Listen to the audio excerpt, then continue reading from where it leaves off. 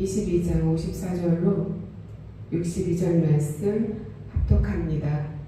예수를 잡아 끌고 대제사장의 집으로 들어갈새 베드로가 멀찍이 따라가니라. 사람들이 뜰 가운데 불을 피우고 함께 앉았는지라. 베드로도 그 가운데 앉았더니 한 여종이 베드로의 불빛을 향하여 앉은 것을 보고 주목하여 이르되 이 사람도 그와 함께 있었느니라 하니, 베드로가 부인하여 이르되 이 여자여, 내가 그를 알지 못하노라 하더라. 조금 후에 다른 사람이 보고 이르되 너도 그 도단이라 하거늘, 베드로가 이르되 이 사람아, 나는 아니로라 하더라. 한 시간쯤 있다가 또 한 사람이 장담하여 이르되 이는 갈릴리 사람이니 참으로 그와 함께 있었느니라. 베드로가 이르되 이 사람아, 나는 내가 하는 말을 알지 못하노라고 아직 말하고 있을 때에 닭이 곧 울더라. 주께서 돌이켜 베드로를 보시니 베드로가 주의 말씀 곧 오늘 닭 울기 전에 내가 3번 나를 부인하리라 하심이 생각나서 밖에 나가서 심히 통곡하니라. 아멘. 기도합니다. 주님, 오늘 이 아침 주께 예배케 하시니 감사합니다. 오늘의 말씀 가운데로 인도하사 우리에게 말씀하소서. 듣는 귀를 열어주옵소서. 순종하는 믿음을 주옵소서. 삶으로 승리하게 하여 주옵소서. 예수 그리스도의 이름으로 기도드립니다. 아멘. 좋은 아침입니다. 오늘 38일차입니다.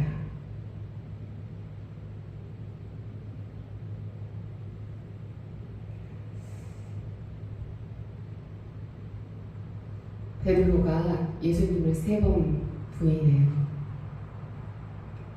유월절 식사를 마치고 난 다음에 누가 더 크냐 제자들이 막 다투고 하는 그 와중에 이제 예수님께서 시몬아 시몬아 보라, 사탄이 너희를 밀가부리듯 하려고 요구하였으나 그러나 내가 너를 위하여 내 믿음이 떨어지지 않기를 기도하였노니 너는 돌이킨 후에 내 형제를 굳게 하라 말씀하셨었거든요. 그때 베드로가 어떻게 대답하냐면 주여, 내가 주와 함께 오게도 죽는 데에도 가기를 각오하였나이다. 이렇게 아주 용감무쌍하게 대답했어요. 저는 주님이 가는 곳이라면 죽음까지도 따라가겠습니다. 오게도 따라갈 것입니다. 베드로가 이렇게 호언장담하면서 말했단 말이에요. 그러니까 예수님께서 베드로야, 내가 내게 말하노니 오늘 닭 울기 전에 내가 3번 나를 모른다고 부인할 것이다 말씀하셨어요. 오늘 닭 울기 전에.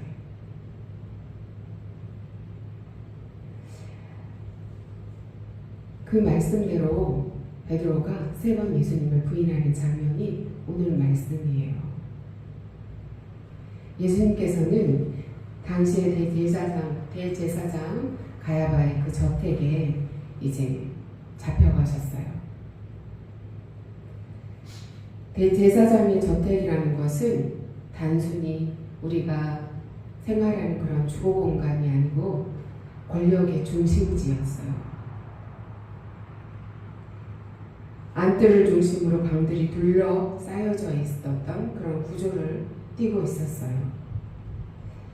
그곳에서 이제 심야 재판이 열리는 거예요. 유대 법전인 미슈나에 따르면 이 야간 재판은 불법이었어요. 그러나 그들은 긴박하게 움직이면서 예수님을 재판하려고 했던 거예요. 베드로가 서 있던 뜰은 어둠과 횃불이 교차하는 혼돈의 장소였어요. 그 안쪽에서는 인류의 죄를 대속하실 진정한 대제사장이신 예수께서 불법적인 신문을 당하고 계셔요.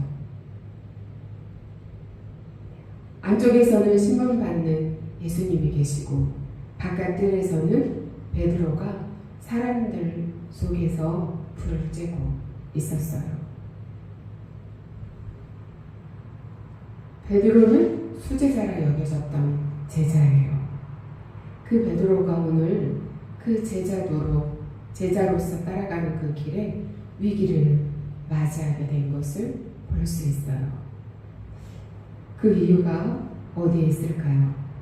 오늘 54절을 보니까 멀찍이 따라가니라 라고 기록이 되어 있어요.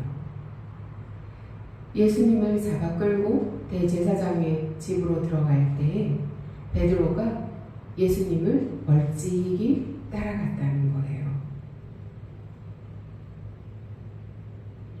이 멀찍이 따라갔다는 것은 공간적으로 이렇게 거리적으로 멀찍이 이것만을 말하고 있는 것은 아니에요. 마음의 거리도 예수님에게서 멀찍이 따라갔다는 거예요.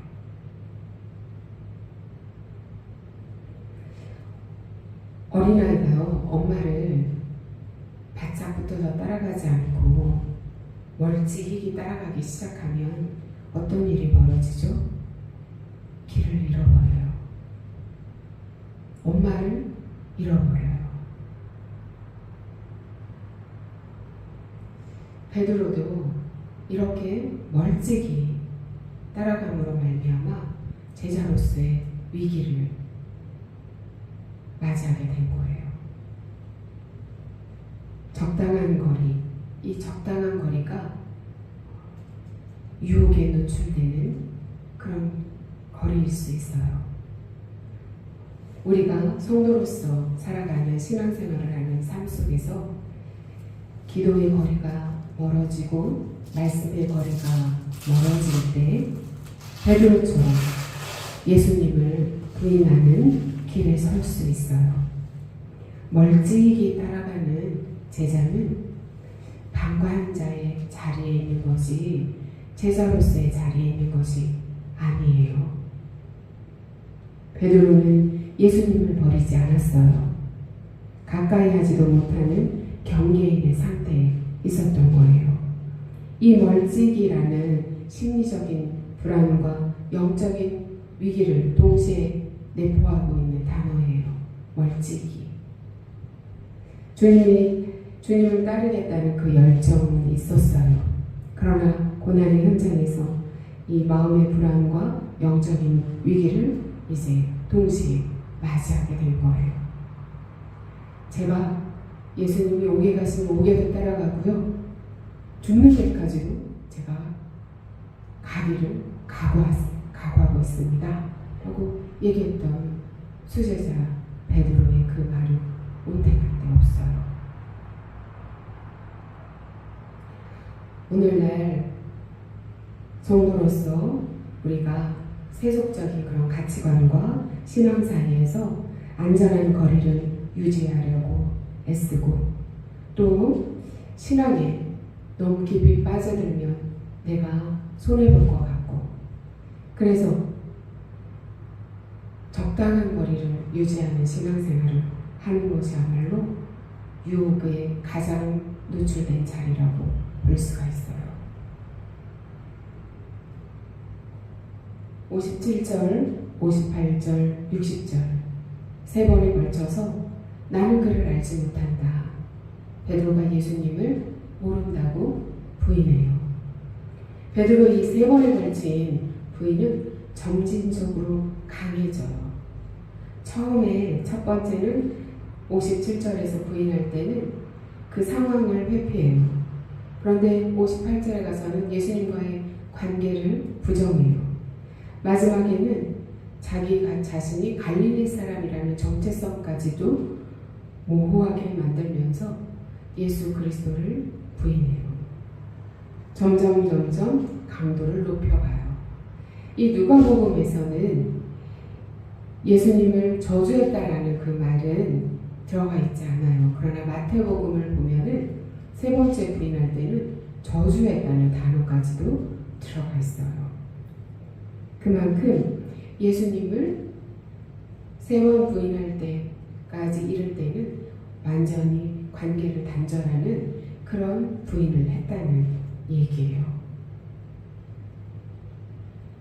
사람들이 뜰 가운데 불을 피우고 앉아 있었을 때 베드로는 그들 가운데 앉아 있었어요. 유대 산간 지방의 4월 밤은 매우 춥대요. 뜰 한가운데 피어진 불은 당시 성전의 그 경비병들과 대제사장 집에 있는 하속들이 모여있던 그런 자리들이었어요. 적대적인 적대감을 가지고 모여 있었던 자리예요. 그 자리에 베드로가 이제 추위를 피하기 위해서 그 불가에 앉기는 했으나 그 가운데 들어감으로 말미암아 이제 베드로도 예수 그리스도를 부인하게 되는 상황 가운데 들어갔어요. 그들과 동화되어 갔다는 얘기예요.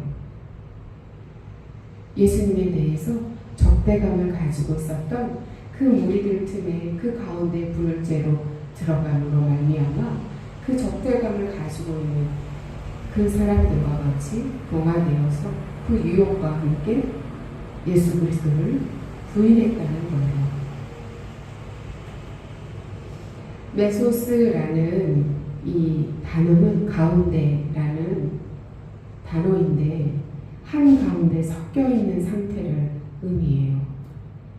그 말은 베드로는 주님을 신문하는 이들의 불꽃 곁에서 온기를 취하면서 그들과 동화되려 했다는 거예요. 그들처럼 보이려고 했다는 거예요.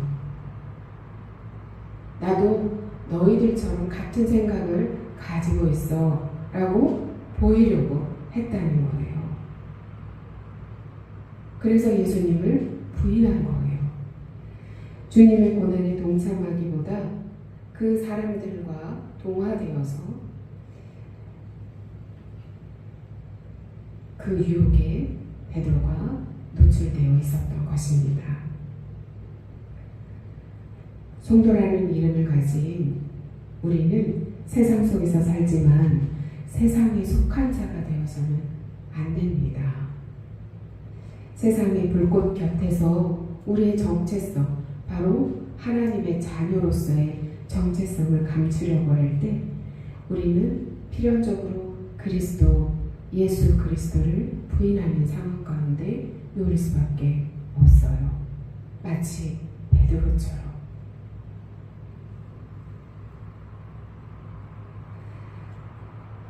오늘을 살아가는 성도들이 직면한 유혹은 노골적으로 배교를 하는 것보다 침묵하는 모습, 세상 사람들의 모습과 닮아가는, 동화되어가는 모습 속에 있어요. 직장 내 부조리나 세속적인 가치관이나 문화, 그러한 것들이 지배하는 모임 속에서 나는 그리스도인으로서의 정체성을 드러내는 것이 아니라 그들과 같은 생각을 가진 무리들로 그 자리에 있다는 것이죠. 삶의 주권을 완전히 주님께 내어드리지 못하고 세상과 동화되어가는, 그리고 세상 사람들 속에서 부조리를 볼 때에도 침묵하는 그런 모습으로 우리가 예수 그리스도를 부인하고 있다는 거예요. 드러내놓고 나는 예수님을 모르는 사람입니다. 난 예수님을 믿지 않는 사람입니다. 라고 말하지 않더라도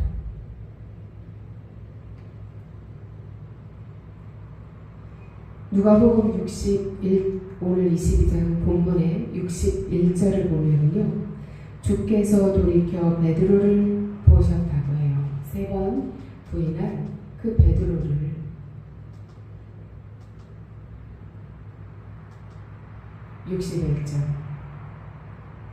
60절에 세 번째 내가 그를 알지 못하노라고 부인할 때에 닭이 곧 울더라.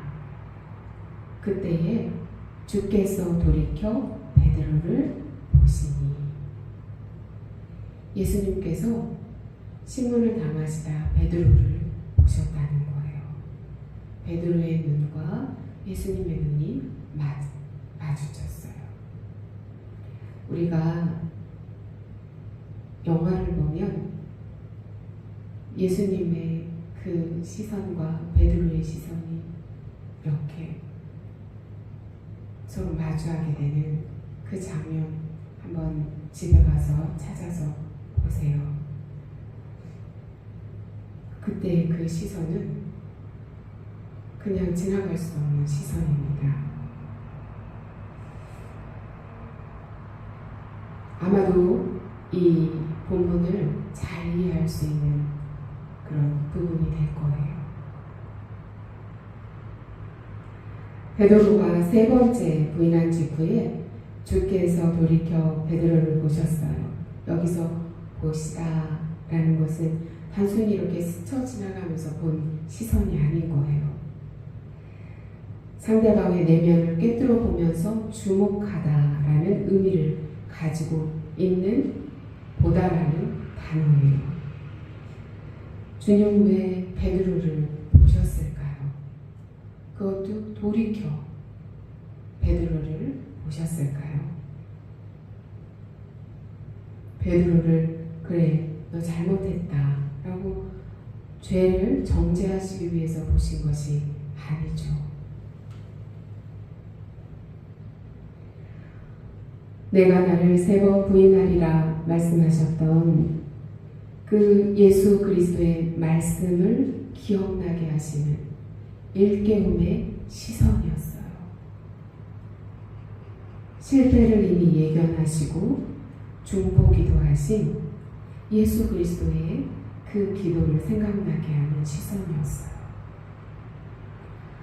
내가 너를 위하여 내 믿음이 떨어지지 않기를 기도하였노니 너는 돌이킨 후에 내 형제를 굳게 하라. 말씀하셨었던 그 말씀을 기억하게 하는 시선이었어요.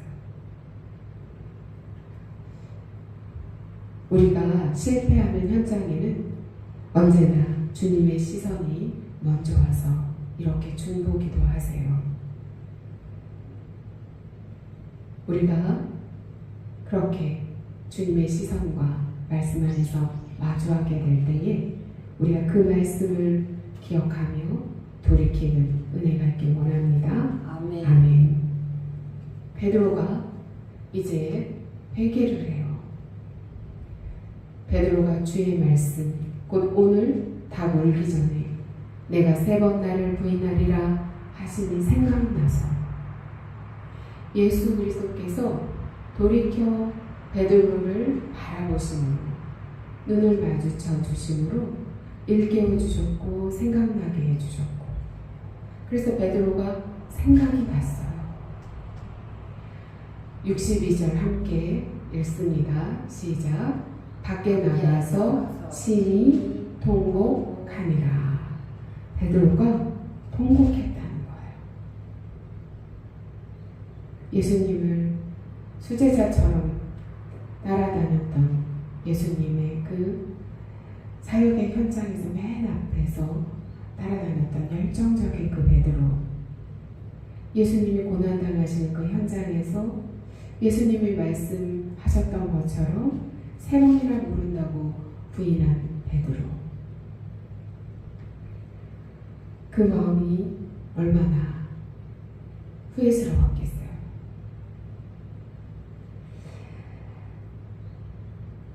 단순한 후회에서 끝이지 않았죠. 철저하게 회개한 것입니다. 베드로의 통곡은 자신의 연약함을 완전히 직면한 경건한 그런 모습을 드러내고 있어요. 베드로의 실패는 여기서 끝나지 않았어요. 우리가 이 누가복음을 후편이 사도행전이거든요. 이어지는 이 사도행전 누가가 기록했는데 그 사도행전에서 베드로가 얼마나 성령이 충만해서 예수 그리스도의 복음을 증거하는지 우리가 확인해요. 그렇기 때문에 오늘 62절에서 밖에 나가서 심히 통곡하리라. 이 베드로의 회개는 진심 어린 회개였던 거예요.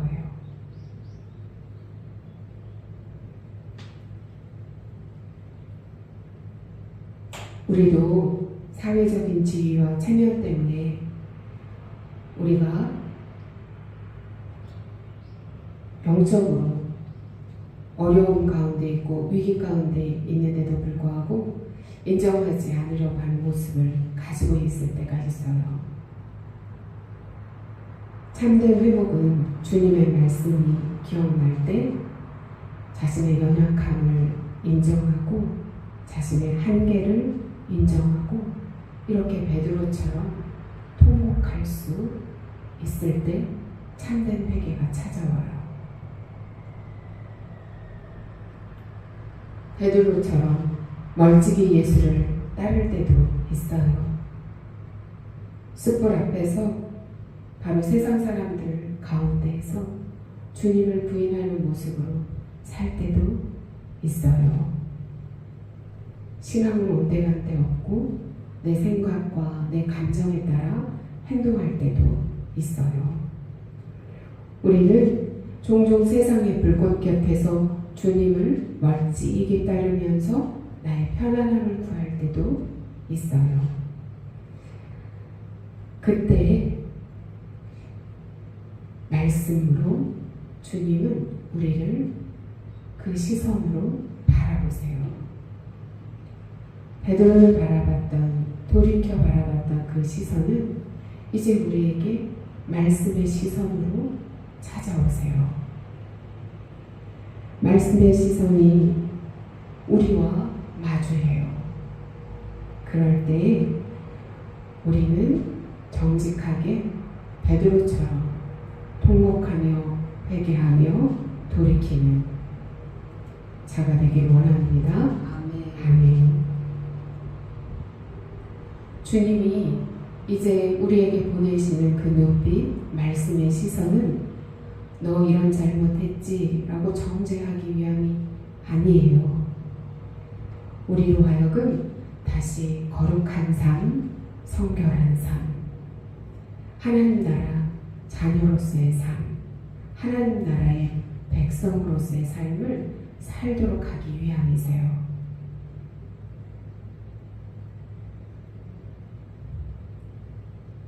우리는 우리의 믿음을 과신해서도 안 돼요. 주님과 거리를 이렇게 두고 멀찍이 따라가지도 않아야 해요. 세상의 불, 세상 사람들 속에서 살아가지만 그들에게 동화되어서는 안 돼요. 우리의 정체성을 분명하게 드러내는 삶을 살아야 되는 자들이 바로 성도라는 이름을 가진 우리예요.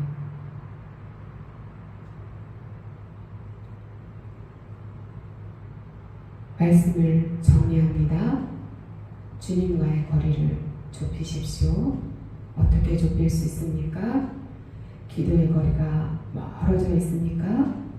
기도하는 자리로 나와서 기도하면 됩니다. 말씀의 거리가 멀어져 있습니까?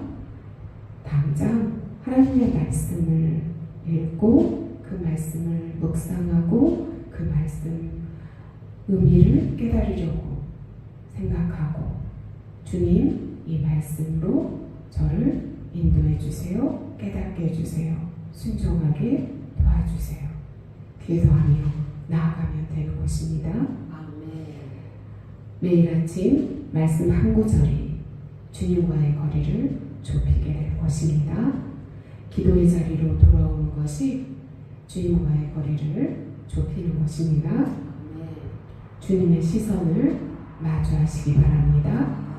베드로가 돌이켜서 바라보시는 주님의 시선을 함께 바라보지 않고 주님의 시선이 왔을 때 저는 주님의 눈 보지 않을 거예요 하고 돌렸다면 베드로에게 회개는 없었을 거예요.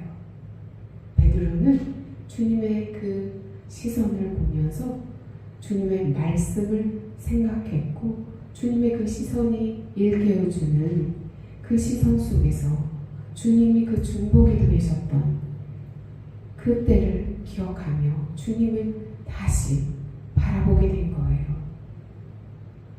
우리도 말씀 안에서 또 예배를 드리다가 설교를 듣는 중에 주님의 시선이 나에게 왔을 때에 피하지 말고 정직하게 그 시선 앞에서 용서를 구하고 회복하는 은혜가 임하길 원합니다. 아멘. 그리고요, 정직하게 우는 은혜가 있기를 원합니다. 슬플 때 눈물이 나오는 것은 당연한 거예요. 잘못했을 때 그 잘못한 것으로 인하여 마음이 아프고 또한 눈물이 나오는 것은 당연한 거예요. 눈물을 참으려고 해서 병이 되는 경우가 있어요. 우리는 잘할 때 남자는 강해야 돼, 남자는 울면 안 돼, 울면 바보야, 이런 말들을 하잖아요. 그런 말들이 은연중에 울면은 약한 사람, 이런 생각들을 집어넣었어요. 운다고 해서 약한 것이 아니에요. 오늘 62절 밖에 나가서 심히 통곡한 그 베드로, 통곡한 베드로가 약한 것입니까? 세상 사람들이 그 대제사장의 뜰에서 너도 그 도당이라, 너도 예수의 제자라 얘기하는 그 사람들 앞에서 나를 모른다, 나는 예수를 모른다라고 부인했던 그 베드로가 강한 자입니까? 예수님의 그 시선 앞에서 깨닫고 통곡하는 베드로가 진실로 강한 자인 것입니다.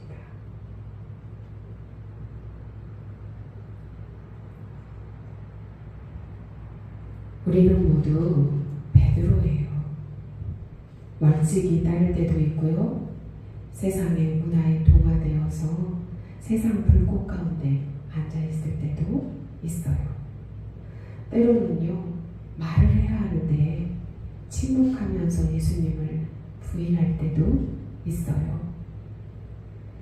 그 순간에도 우리가 잊지 말아야 할 것은 말씀의 시선으로 우리에게 다가오시는 그 주님의 사랑을 기억해야 해요.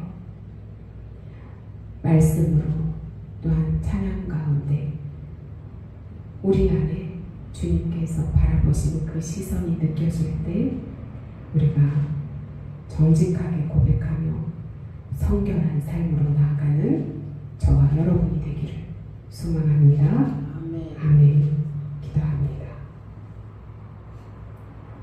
주님, 저희는 주님 곁에서 멀찍이 따라온 자였습니다. 두려움으로, 체면으로, 편안함으로 주님과 거리를 두었습니다. 오늘 그 거리를 좁히게 하여 주옵소서. 주님, 이제 주님의 시선을 피하지 않겠습니다. 우리의 실패와 수치 가운데서도 여전히 우리를 바라보시는 주님의 그 사랑의 시선을 신뢰하겠습니다. 그 눈빛 안에서 다시 일어서겠습니다. 주님, 정직하게 울게 하여 주옵소서. 체면 때문에 숨겨온 우리의 연약함을 주님 앞에 내놓습니다. 우리를 넘어진 그곳에서 다시 일으켜 세우셔서 소망의 빛이 되시는 예수 그리스도의 이름으로 기도드립니다. 아멘.